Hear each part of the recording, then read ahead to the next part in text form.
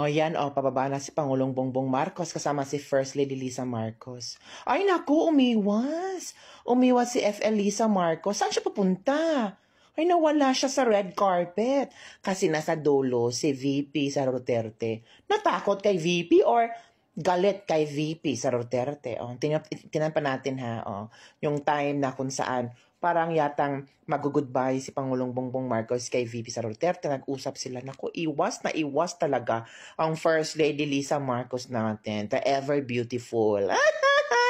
O, tingnan natin ha. Nasaan na ba si FL Lisa Marcos? Biglang nawala.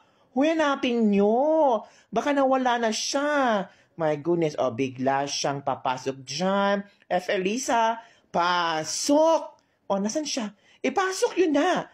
Ipasok yun na ang First Lady Lisa Marcos natin. Nandun siya, pasok. O, diba? Dead malan siya kay VP Sara Duterte. O, ang smart. Parang hindi niya nakita si First Lady, Vice President Sara. O, diba? Naku, dead man talaga siya si Madam. Uy, I am beautiful.